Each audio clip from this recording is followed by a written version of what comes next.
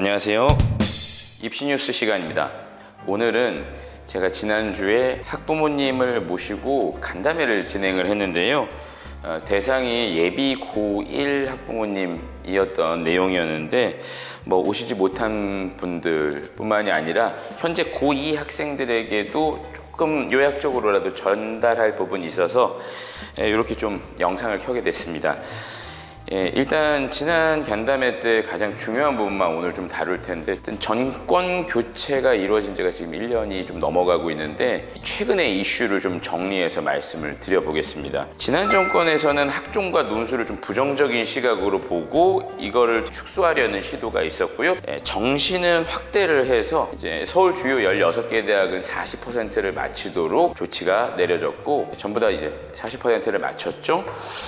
자, 근데 현 정권에서는 주로 부정적으로 보는 전형이 정시 전형이라고 저는 생각을 해요. 그래서 이 정시 전형이 사교육을 조장하고, 사실 그건 학종도 마찬가지지만 그다음에 반복 학습이 가능하기 때문에 가장 큰 문제는 재학생들에게 굉장히 불리하게 흘러가고 있다는 얘기거든요. 그래서 일단 정시 전형에 대한 좀 온도차가 있다는 부분이고, 다음을 보시면은 그 2023학년도에요. 서울대 정시에서 이 지역균형 선발을 하도록 발표를 하게 됩니다. 이게 상당히 좀 충격적인 행보였거든요. 그러니까 정시를 확대하는 그런 트렌드이라서 따라주기는 할 텐데, 대학교 입장에서는 좀 더 우수한 자원을 좀 더 빠르게 그 해에 데리고 가고 싶어하는 생각들을 좀 가지고 있어요. 그래서 이걸 이제 정시로만 끌고 가다 보면은 대체로 이제 N수생들이 정시 전형에서는 강세이기 때문에 재학생들이 그 해에 입시에서 실패하는 경우가 상당히 많이 발생을 하고, 다시 재학생들은 N수생이 됩니다. 이게 되게 좀 안 좋은 악순환이 벌어지고 있는 거잖아요. 극단적인 케이스를 말씀을 드리자면, 아예 학교를 자퇴를 하고 검정고시를 치르고 그 시간에 재수종합학원에서 계속해서 정시, 즉 수능 공부만 하는 그러한 경우도 드물지 않게 발견이 됩니다. 그래서 서울대에서는 정시 직윤을 선발한다고 이제 2023학년도 입시에서 발표를 했었는데, 이때는 이제 교과 평가가 40점이 들어가고 수능이 60점이 들어가게 되는데요. 이 평가는 정성 평가입니다.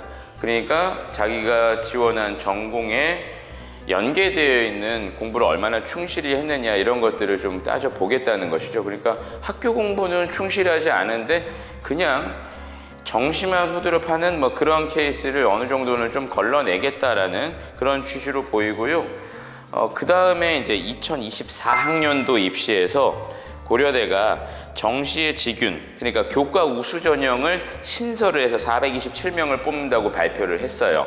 차이가 좀 있다고 하면은, 고려대는 일반 전형이 그대로 있는데 여기에 추가로 교과 우수 전형이라고 하는 내신을 반영하는 전형이 들어가게 된 것이죠. 그래서 여기는 정량 평가로 진행이 됩니다. 그러니까 점수화시켜서 이렇게 평가를 한다는 그런 취지로 보면 되겠고, 그 다음에 5월 4일에 제가 확인한 기사에서는 2026학년도에 연세대도 정시의 교과를 반영을 하겠다. 타이틀을 보시면 알겠지만 N수생 그리고 수도권이 정시를 싹 쓸어가는 이런 좀 불균형한 상황인 거예요. 그러니까 교육특구라고 칭해진 어떤 특정 지역이라든지 N수생들이 거의 모든 전형을 다 가져가게 되면 이제 문제가 발생하는 게, 재학생들 입장에서는 지금 현재 학종이 비교과가 많이 축소되었기 때문에 손발 다 잘라놓고 지금 할 수 있는 부분이 내신이나 세특, 이 교과 항목에만 굉장히 많이 집중되어 있단 말이에요. 근데 아시다시피 고등학교 입학해서 졸업할 때까지 3학년 1학기 때까지 내신을 이제 산출을 할 때 총 10번의 시험을 보는데, 10번의 시험을 모두 잘 보는 건 솔직히 인간에게 바라기 굉장히 좀 힘든 부분이죠. 그래서 한번 이제 내신에서 삐끗하게 되면 이게 회복이 좀 잘 안 되는 부분이 굉장히 강하죠. 그러니까 수시에서 지원할 수 있는 부분이 상위권 기준은 학종 그리고 교과 전형일 텐데, 이 둘 다 교과 반영률이 굉장히 좀 높단 말이에요.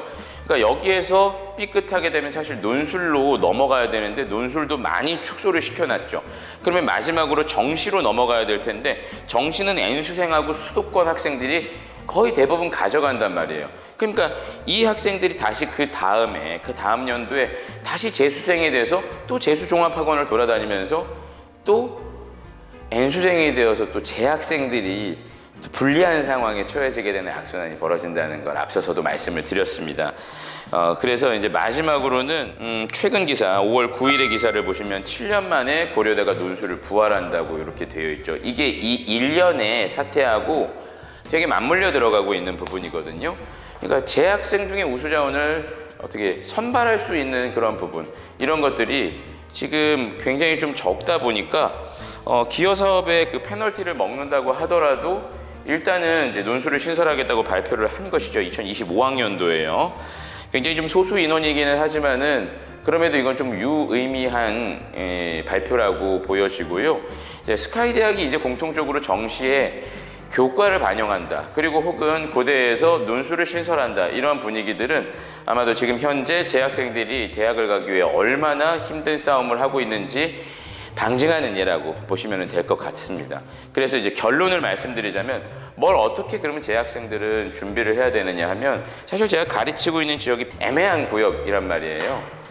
수도권이라면 수도권일 수는 있는데 사실 교육열이 뜨거운 지역이 아닌 거의 대부분의 이러한 신도시라든지 신도시 주변에 이런 위성도시 같은 경우에는 대부분 학생들이 시험 기간에만 공부를 열심히 하고 거기에 대한 보상 심리로 그 나머지 시간들은 좀 쉬어가는 분위기로 이루어지게 되는데, 대체로 학원이라든지 학원을 다니지 않는다고 하더라도 그 시간을 어떻게 활용해야 되느냐면 수능 공부에 좀 몰입해 주시기를 좀 당부드립니다. 내신을 잘 관리를 하기 위해서는 학교에서 치러지는 1차 고사, 2차 고사를 잘 봐야 되잖아요. 그런데 제가 가르치는 지역, 즉 이제 용인 지역 같은 경우에는 학교 내신이 아주 단순한 반복된 암기 내용을 물어보는 그러한 선지로 출제되지 않고 수능형으로 거의 다 변화가 이루어졌다고 보시면 됩니다.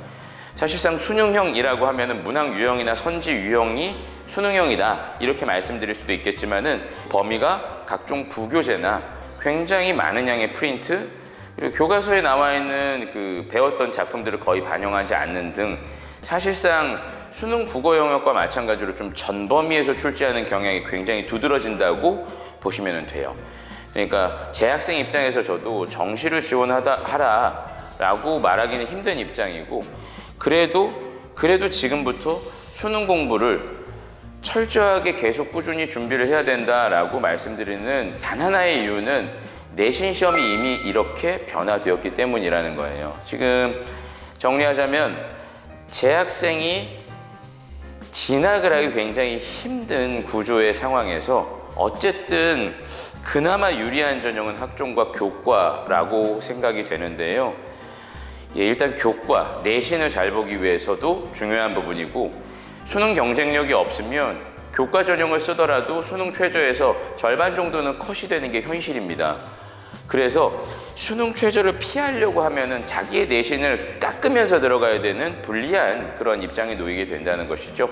그래서 영상을 보는 학생들이나 아니면 학부모님들, 다시 한번 당부드리지만 시험 공부, 그러니까 학교 내신 시험을 공부하는 그 시간을 제외한 나머지 시간은 아주 과하게 공부를 하지는 않더라도 일정 양을 꾸준하게 수능, 모의고사 기출 등을 다루면서 개념 공부 등등과 섞어가지고 좀 장기적인 시각으로 시간을 많이 좀 투자해 주시기를 당부드립니다. 이게 현재 재학생이 그나마 대학에 좀 좁은 틈을 뚫고 들어갈 수 있는 유일한 방법이 아닐까 합니다. 자, 긴 얘기 들어가 주셔서 감사드리고요. 저는 다음에 다시 찾아뵙겠습니다. 감사합니다.